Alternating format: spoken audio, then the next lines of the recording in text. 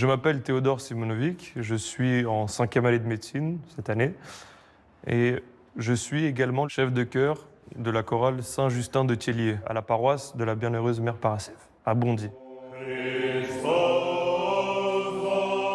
C'est une paroisse orthodoxe serbe. Nous sommes donc un groupe de jeunes qui avons commencé à chanter le chant byzantin. On est pratiquement nés dans cette église, on a vécu ensemble, on se connaît depuis 20 ans, depuis tout petit, et depuis la création de cette église, on est présent grâce à nos parents. Nous avons d'abord été des enfants de chœur, et petit à petit, nous sommes sortis justement pour passer chanteurs. D'abord, nous avons chanté le chant qui est très répandu en Serbie, du compositeur Mokranjac, donc fin 19e, début 20e siècle, qui allie musique folklorique et musique d'église. Et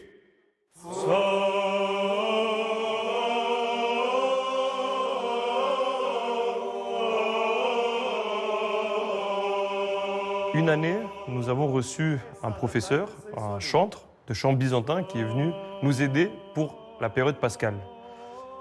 Et quand j'ai entendu ce chant-là, ça m'a réveillé en moi des émotions que je n'ai pas ressenties dans les compositions de Mokranjac. On est tombé amoureux de ce chant-là. Et c'est à ce moment-là qu'on a décidé d'apprendre le chant byzantin pour pouvoir le chanter à l'église, pour pouvoir le faire découvrir à la communauté serbe en général. Parce qu'il est très répandu chez les Grecs, chez les Roumains. Mais la communauté serbe l'a un peu oublié au profit du chant de Mokranjac.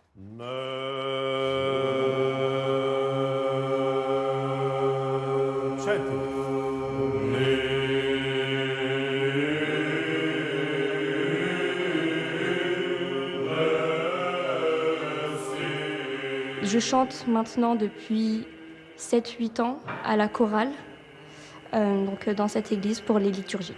Le chant byzantin, c'est un chant qui est très enrichissant pour moi personnellement. Depuis que j'ai commencé à l'apprendre et à l'écouter quotidiennement, je trouve que j'arrive plus facilement à me concentrer et à être en phase avec la divine liturgie. J'arrive plus facilement à pouvoir me projeter dans mes prières. Ça a changé énormément la façon dont je voyais les liturgies. Et même si je venais à chaque fois, tout le temps, tous les dimanches depuis toujours, depuis qu'on a commencé à chanter maintenant ce chant byzantin, j'ai l'impression de redécouvrir en fait ce que je connais depuis toute petite, c'est-à-dire la divine liturgie tous les dimanches.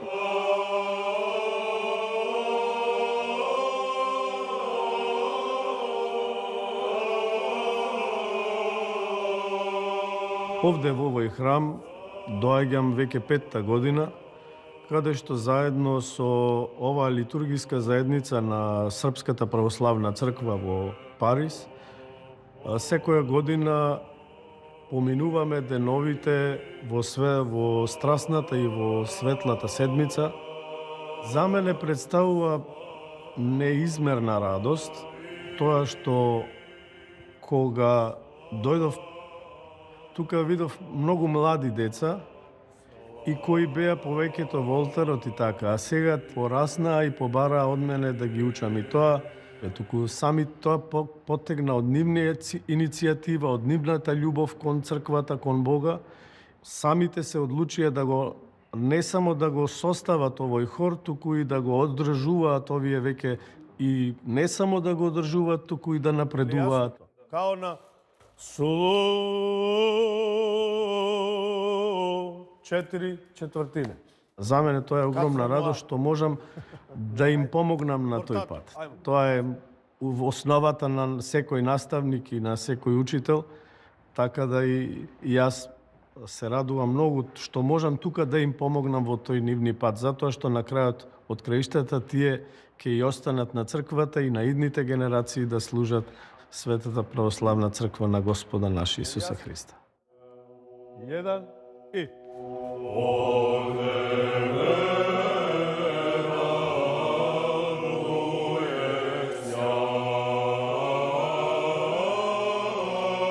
Le chant byzantin, je le connaissais de vue. Je m'y suis jamais réellement intéressé. C'est très récemment que j'ai commencé à m'y intéresser. Depuis une semaine, j'ai rejoint le groupe de chant. Je pense qu'être en groupe, chanter les mêmes paroles, la même note surtout, c'est quelque chose d'incroyable pour moi. Les chants qu'on vient de chanter, c'est quelque chose, pas seulement, on va dire, qu'on chante tout simplement, c'est quelque chose qu'on ressent dans l'âme. C'est pas de la simple musique, un simple son. C'est quelque chose qui va bien plus loin pour moi. C'est quelque chose qui est vraiment beau à entendre, mais surtout à ressentir en fait dans le cœur.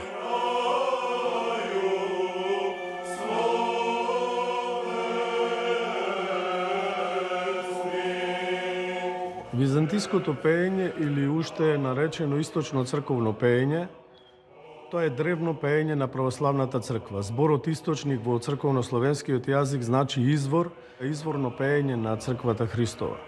Знаеме дека уште на тајната вечера Господ пеел со своите апостоли и така го востановил пеењето и црковната музика во литургискиот и молитвен. Од тука низ вековите тоа се пренесло на апостолите, па на учениците нивни и така преку големите светители како што е Свети Јован Дамаскин, Свети Јован Кукузел, го имаме во денешната форма како што го презентираме. Византиското пеење има свое значење не само затоа што е древно, туку затоа што во себе ја содржи силата на духовна обнова и препородување.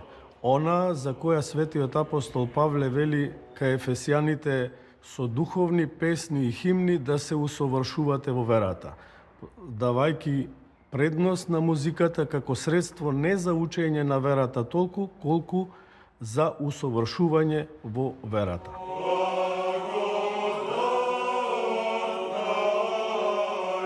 À partir de cet engagement des jeunes et de l'Église, une idée est née pour créer une grande chorale de chants byzantins qui représentera toutes les communautés serbes de Paris. Que toutes les paroisses se réunissent pour faire quelque chose en commun. Parce que nous avons eu des concerts, chaque paroisse présente sa chorale, mais je voulais en tout cas, dans cette démarche d'unité, qu'il y ait une unité entre tous les Serbes pour présenter un projet.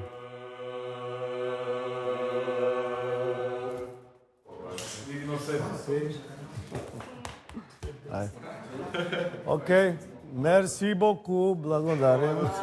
Également, c'était l'idée de réunir toutes les communautés orthodoxes présentes en région parisienne et plus largement en France, dans un grand concert de chants byzantins, justement cette musique qui nous a fait redécouvrir la liturgie, c'était justement de faire découvrir ce chant, pas que aux Serbes, mais à tous les orthodoxes de région parisienne, mais d'aller encore plus loin dans cette découverte et dans cette propagation de ce chant chez les catholiques, les protestants, les athées, que tout le monde, vraiment que tout le monde puisse rencontrer ce chant.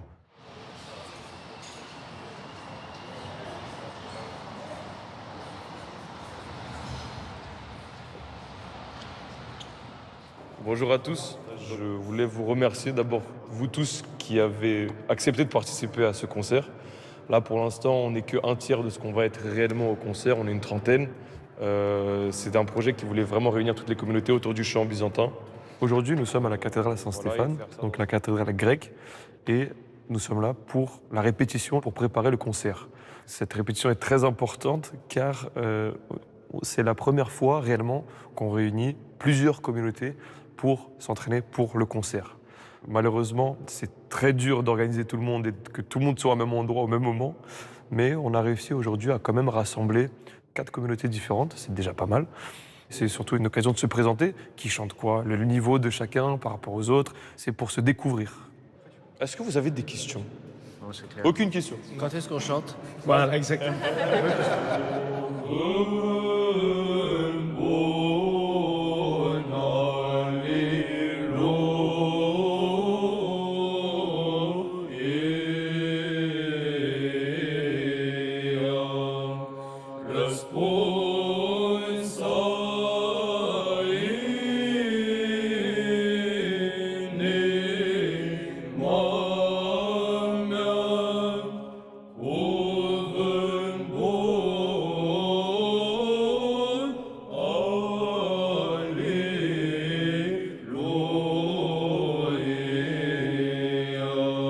Il y a le chantre serbe qui dirige un peu tout cet événement, qui a initié tout ça, qui m'a contacté par tout hasard. Il m'a appelé, il m'a dit voilà, est-ce que tu chantes? On m'a dit qu'il fallait te parler à toi pour la musique byzantine chez les Roumains. Et là, on m'a dit oui, est-ce que tu aimerais participer à un concert avec tous les différents pays, etc., pour qu'on ait quelque chose de commun. Et au début, j'étais un peu médisant, et puis J'ai pris goût et il m'a expliqué un peu que ça allait être voilà, quelque chose d'assez grand, qu'on espère avoir beaucoup de personnes. Et donc j'ai tout de suite accroché et avec le temps, on a commencé à communiquer, à devenir amis.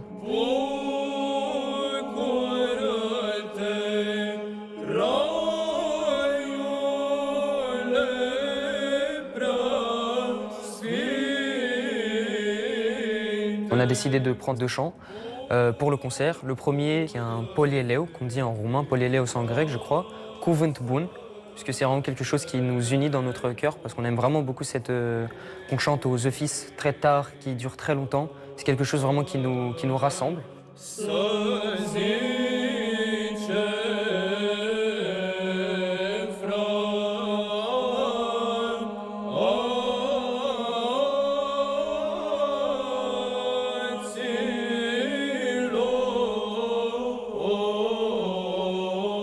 Et on a chanté aussi la gloire sur le tome 5, qui s'inscrit dans le contexte de la résurrection.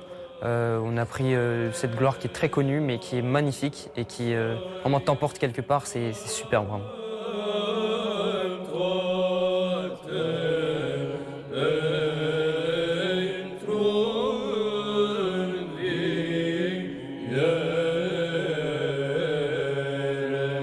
Je trouve que c'était une très bonne idée de participer à ce concert avec les autres communautés orthodoxes. C'était une très bonne idée à montrer un petit peu ce style de musique, mais hors du contexte liturgique.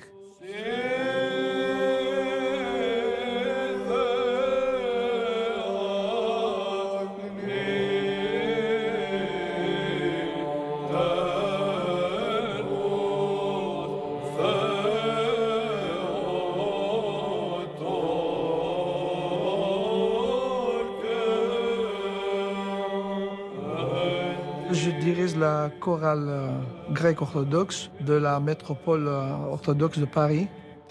On a choisi 2 chants, un qui fait partie de la période du carême et l'autre, c'est un chant qu'on chante dédié à la Mère de Dieu. Pour nous, la Vierge Marie, c'est une personne vraiment très importante dans la foi. Et aussi, je trouve qu'il y a quelque chose de très émouvant, même hors du sens de la parole, au niveau des musiques aussi. Il y a quelque chose de très émotionnel, et c'est pour ça que je choisis ça. Ok. Allez, 3000 fois encore. Ok, on y va.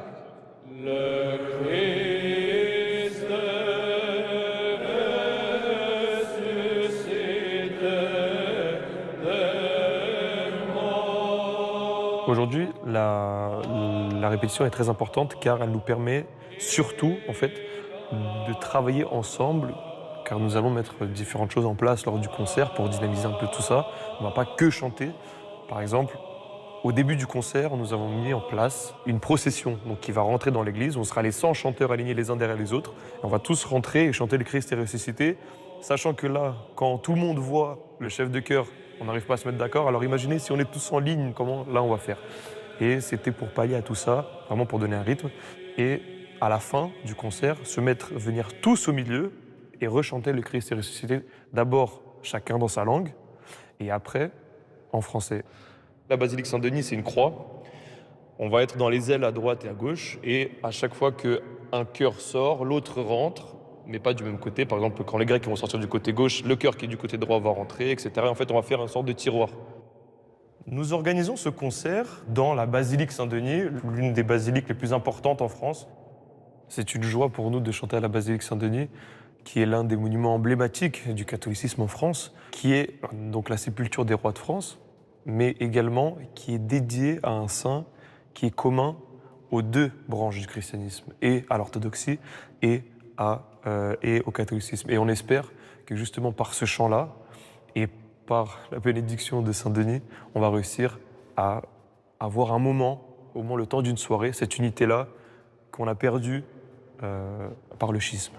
On n'espère pas un événement grandiose ou quoi que ce soit, on espère vraiment que ce soit juste quelque chose en communion, qu'on apporte aux autres chrétiens qui ne connaissent pas forcément cette musique, et qu'on se retrouve avec les autres chrétiens, parce qu'on a fait énormément de découvertes, on a appris à connaître plein de personnes, et on va resserrer nos liens, et c'est pour ça qu'on vient ici.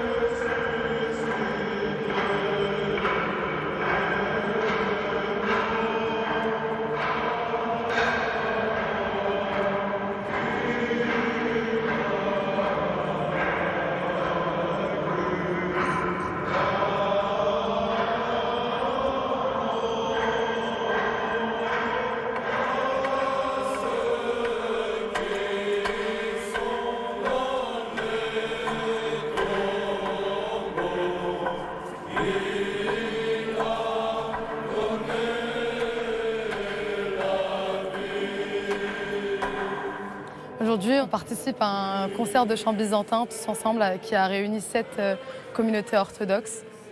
C'était incroyable, on a chanté dans un endroit majestueux avec une basilique remplie de monde. On a réussi à réunir presque 1200 personnes autour du chant byzantin, ce qui est juste incroyable.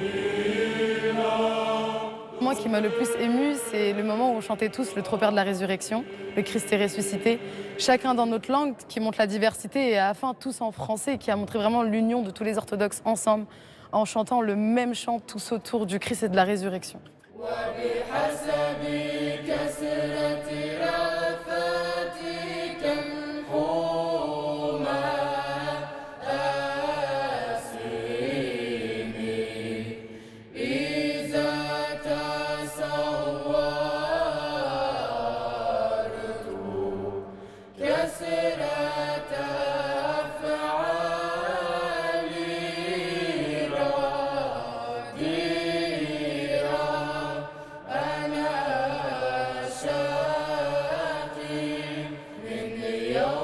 Moi, je suis chef de chœur de la communauté antiochienne et on a chanté en arabe aujourd'hui.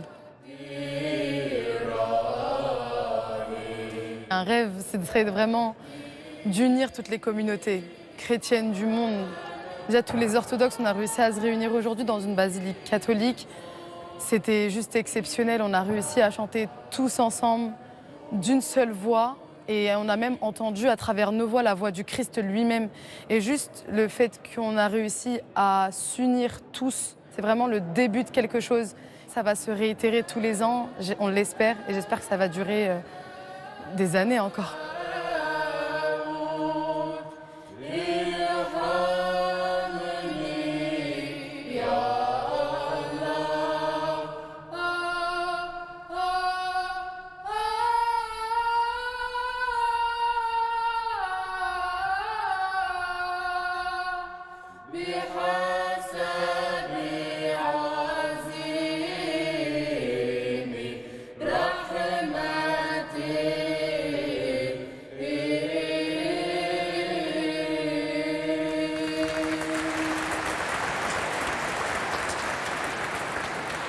On est venu ici pour découvrir le concert à Saint-Denis, pour en apprendre plus sur les chants de différentes traditions chrétiennes et apprécier le concert.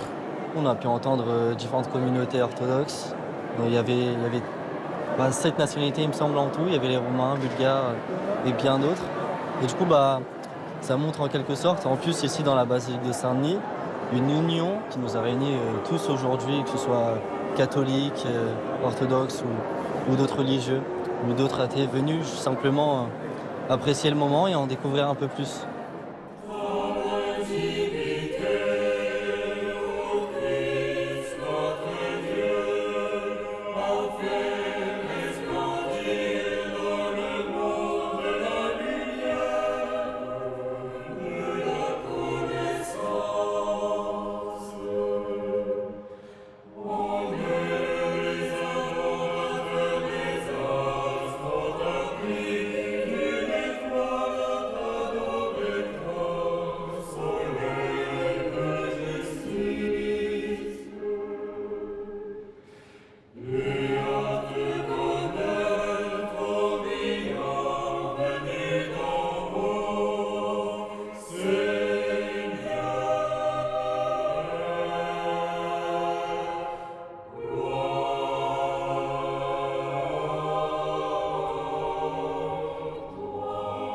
Moi, ce qui m'a marqué dans ce concert, c'est vraiment la beauté des chants.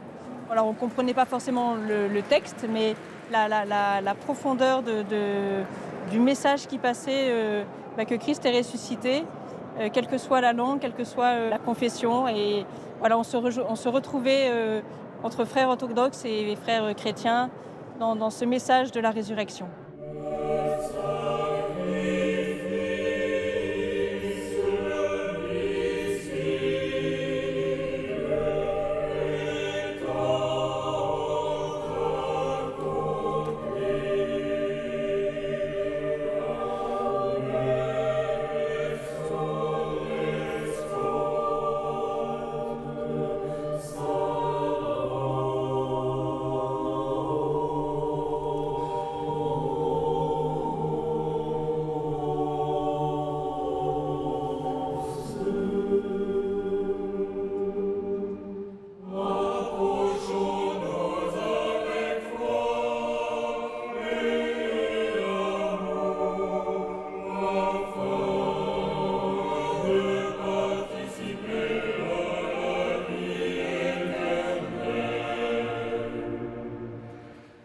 On n'attendait pas un tel résultat.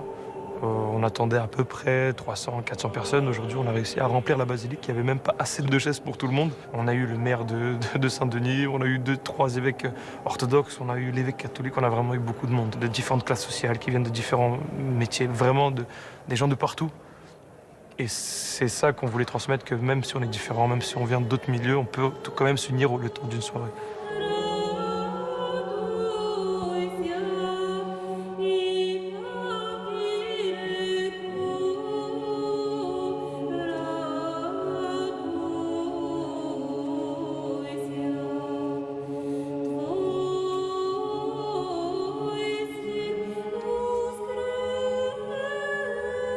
C'est le temps de la grande église qui nous unit tous, du temps où l'église était indivise.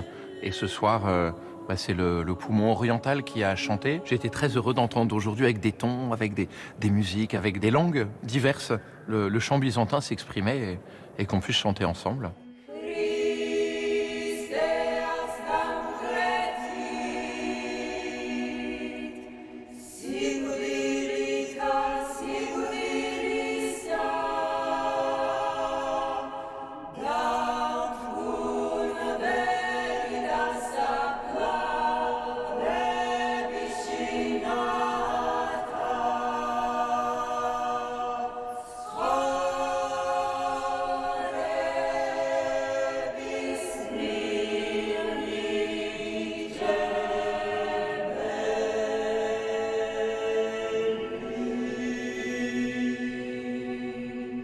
Le Seigneur a dit que tout soit un et voilà, c'est ce désir qui me conduit et j'espère qu'on va continuer à apprendre la langue, les chants, la louange les uns des autres pour louer ensemble le Seigneur et avancer encore plus, frères et sœurs.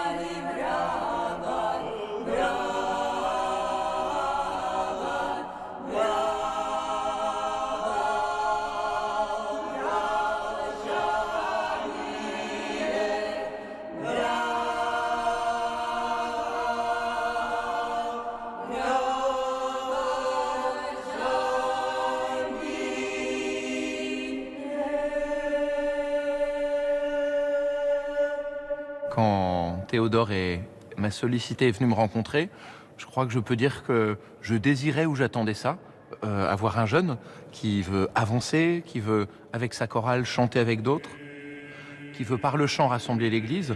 Saint Augustin, en Occident, disait que chanter, c'est prier de foi.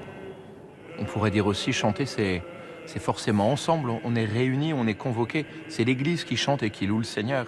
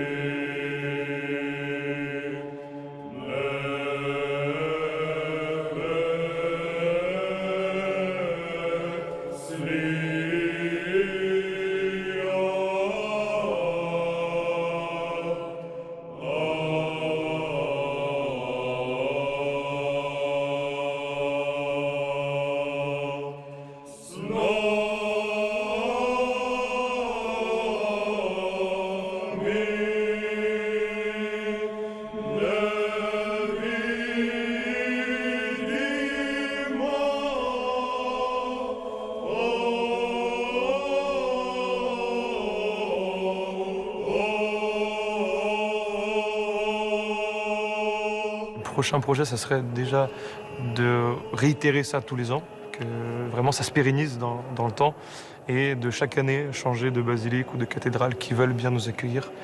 Et vraiment, c'est toujours de toucher un maximum de personnes, peut-être voyager dans toute la France pour pouvoir faire profiter aux gens qui ne vivent pas sur Paris cette expérience-là. peut-être intégrer les coptes dedans pour intégrer un maximum de chrétiens, intégrer les catholiques, qu'il y ait au moins une chorale catholique. Donc voilà, intégrer un maximum de monde, même si ça va durer plus longtemps, au moins que tout le monde puisse participer et que tout le monde ait sa voix à porter. Et que toutes ces voix qui sont portées finissent en unité. Nous sommes ici dans cette cathédrale de la Résurrection et vous l'avez si bien chanté ce soir. Ici repose Saint-Denis, celui qui a baptisé en l'an 250, juste autour, les premiers chrétiens du bassin parisien. Pour nous, cette cathédrale, elle est désormais la cathédrale de la mission, cathédrale du témoignage. Venir ici à Saint-Denis, c'est venir aux sources de la foi chrétienne, ici, en région parisienne. Ce n'est pas rien. Saint-Denis a vocation à réunir, à rassembler, à témoigner et, par la foi chrétienne, à donner l'espérance au monde. Merci à tous ce soir, Orient, Occident. C'était une grande soirée d'unité et de foi.